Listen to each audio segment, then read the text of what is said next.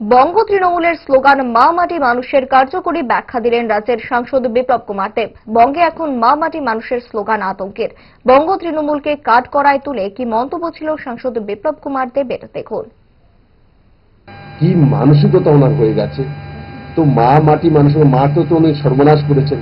সবচেয়ে বেশি রেপ আর ধর্ষণ পশ্চিমবঙ্গের মধ্যে হয়। সবচেয়ে দুর্ভাগ্যের বিষয় যে কনভিকশন রেট সিঙ্গেল ডিজিট, ওয়ার্ল্ডে কোথাও নেই কনভিকশন রেট সিঙ্গেল ডিজিট। তার কারণ হচ্ছে কারণ পুলিশ ইনভেস্টিগেশন করে না, আর তার মমতা ব্যানার্জির ডাইরেক্ট হস্তক্ষেপের কারণে। এ হলো মা মাটি। উনি ওনার ভাইপোকে বিক্রি করে দিয়েছেন, ওনাকে দিয়েছেন সমস্ত কিছু ওনার হাতে। তো মাটি তো ভাইপো নিয়ে চলে গেছে। আর মানুষ তো পশ্চিমবঙ্গ ছেড়ে পালাচ্ছে।